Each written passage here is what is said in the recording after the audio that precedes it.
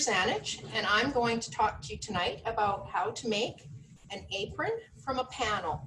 So we've got two panels in the store here, one for this hot chocolate apron and the other one for the vintage truck.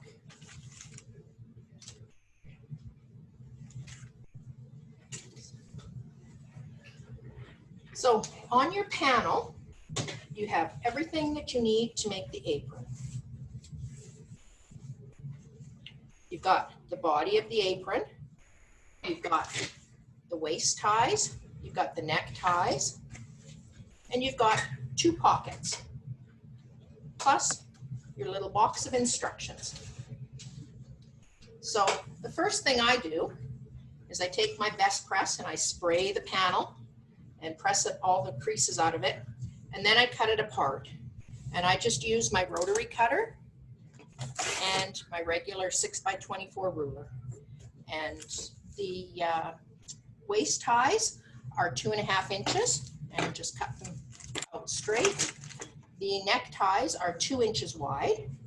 And then the body of the apron, I don't know if you can see, there's a lighter gray area right around the edge here. The outside of that is your cutting line for the apron. So I just used my ruler and cut on the straight pieces, and then on the curved pieces I just freehand cut it with my rotary cutter.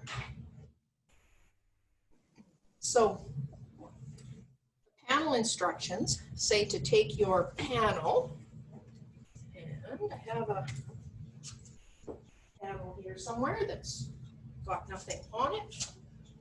Here we are.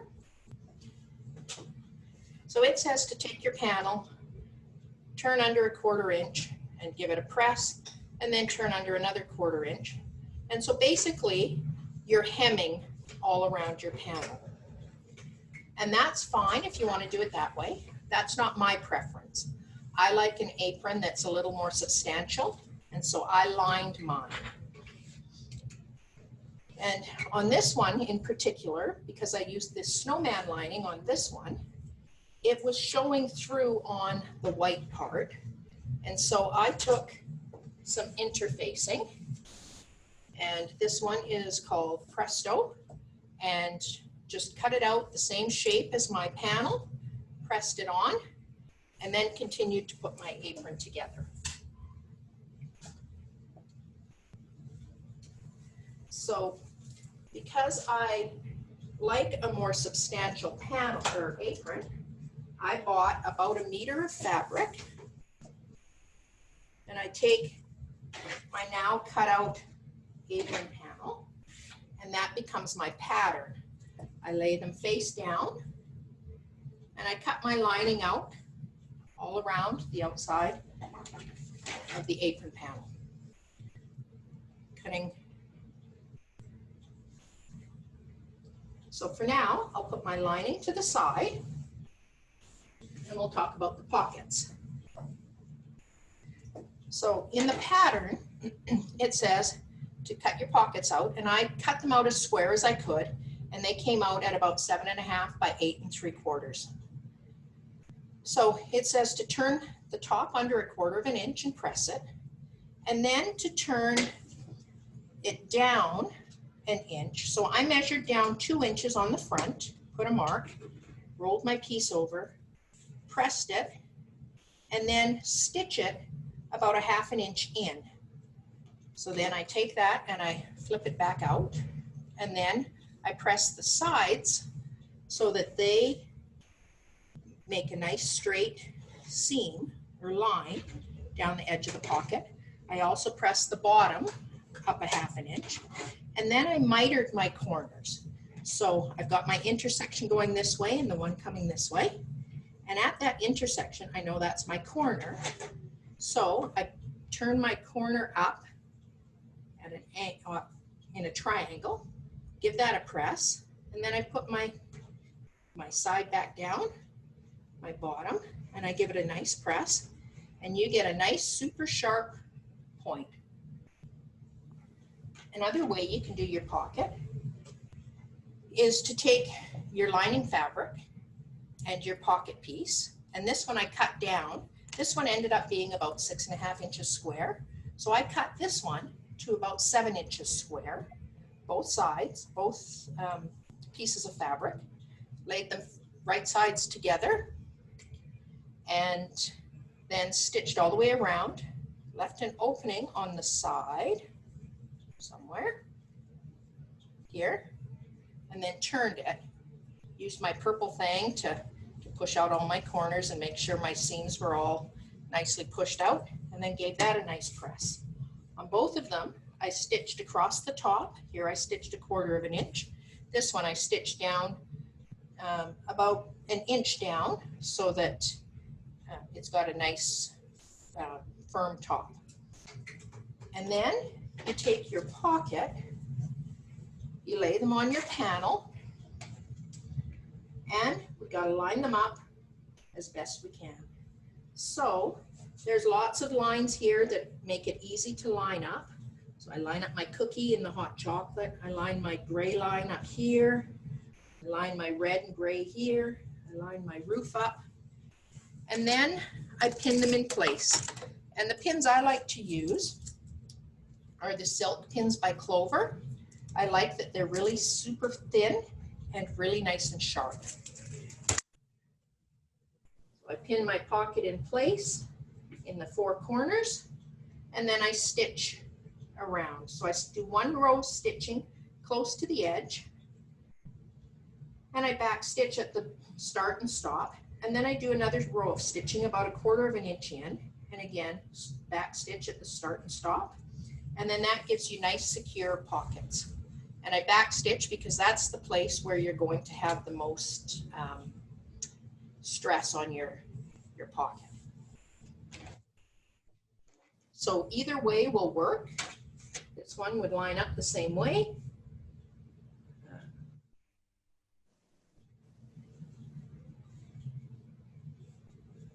Just like that, pin it in place and stitch around the same thing.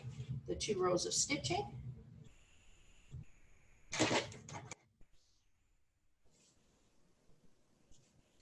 Then we're going to stitch our straps. So to do those, I just fold it in half. I make sure on this one, because it's got the buffalo check here, I make sure that the dark pieces match up so that you don't get a skewed tie in the end. And I stitched along the edge and down the long edge, leaving the other end open. The open end is going to end up inside your apron anyway, so it's not a big deal. And then we're going to turn them. So to turn them, I used one of these tube turners, and I believe that Tanya demonstrated this probably about a month ago, and these things work great. So I used to use a chopstick or a long-handled plastic or wooden spoon, but this works so slick. You put your tube inside, pull my tube all the way down, and on the wire here, there's a bit of a pigtail. So I push that all the way through to the end, and I give it a little twist, and it just grabs on, and then I can pull my tube all the way back, and just like that, I give this a little twist and work it out. My tube is turned. So if you don't have a set of these, they're great to put on your Christmas list. And I take my tube over to the iron, I give it a good press so it's all nice and flat. And then we're going to attach them to the apron.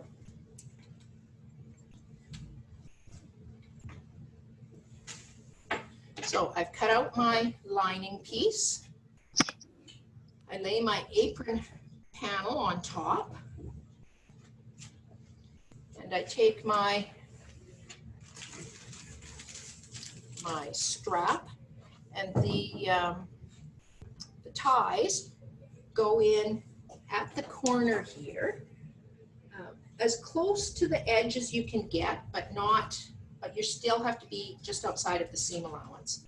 So I put it in here, down about 5/8 of an inch, but out to the edge. And I'm going to pin that in place. But I want to make sure that the rest of the strap doesn't get caught in my stitching. So I just gather it up a little bit, put it in here, and just hold it down outside, out of the way, with another pin.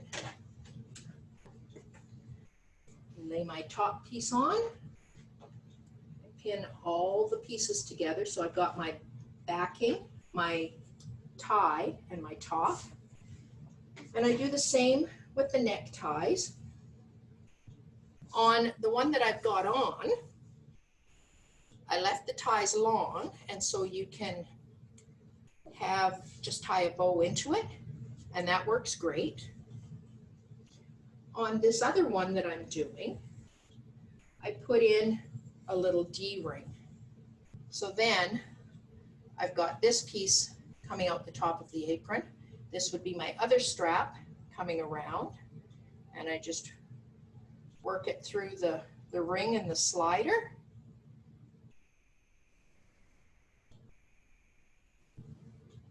And again, you can adjust it to any size, but it just gives it a nice, clean strap.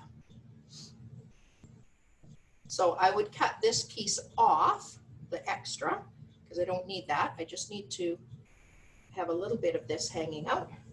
So I'm going to lay this at the top, again, about 5/8 of an inch or so away from the edge. And I'm going to pin through all my layers. So I've got all my straps pinned in, and I'm going to, again, pin this dangly piece out of the way so I don't catch it in any of my seams. And same with my other neck piece and my other waist tie. So then I'm going to make sure it's all laid nice and flat and everything matches. I'm going to pin it all around, especially in the four corners and in the curves. And then I'm going to take it to my machine. I'm going to do about a 5/8 inch seam all the way around, leaving an opening at the bottom where again I can turn it. Before I turn it, I'm going to take it to the iron. I'm going to give it a nice press to set the seams. And it also gives me the opportunity to turn my seam at the bottom open so that it's nice and straight across there for when I flip it around. So then I've got a nice crisp seam at the edge at the bottom. So then I go and I cut my corners so that they're easier I can get nice sharp corners.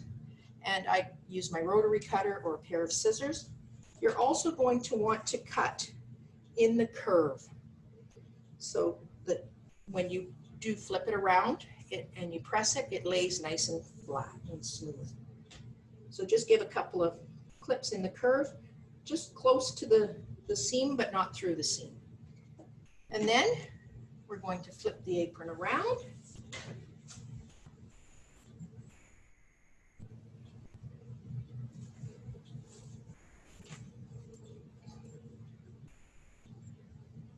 We're going to take our extra pins out.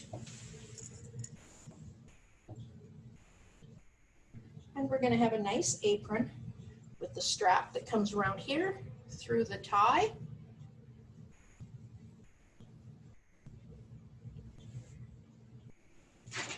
And stitch.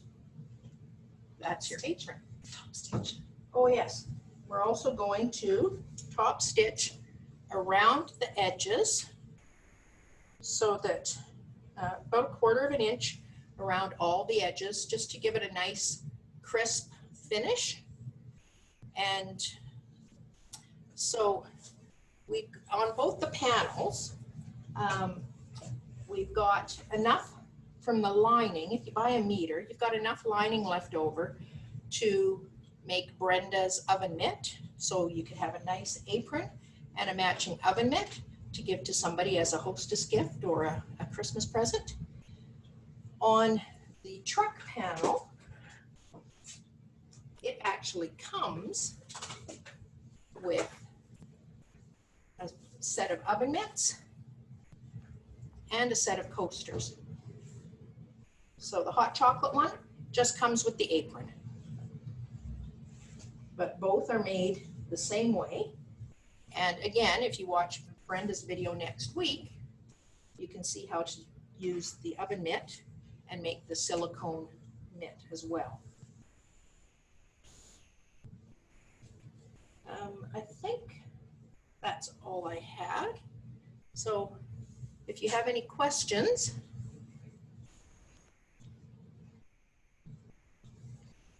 I do, yeah. Can you hear me? Yeah, if you could speak a little bit louder. Okay. Around the neck one that you did with that that hook thing, Yes. like you only tied it at one spot. Like, don't you have to tie it at both? Like sew it in?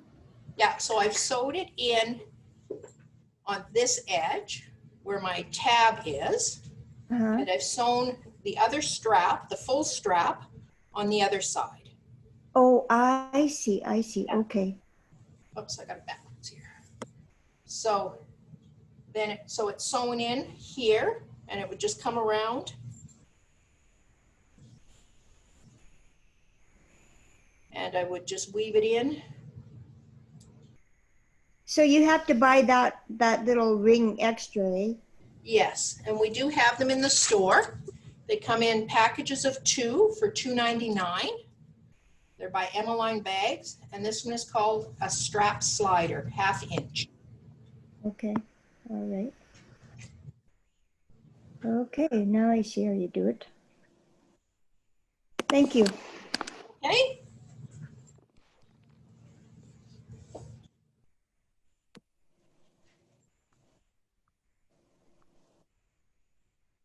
So if there are no other questions, we'll say goodnight and thank you for joining me. And hopefully you'll make quite a few aprons for quick and easy Christmas gifts. Thank you. Thank you. Bye.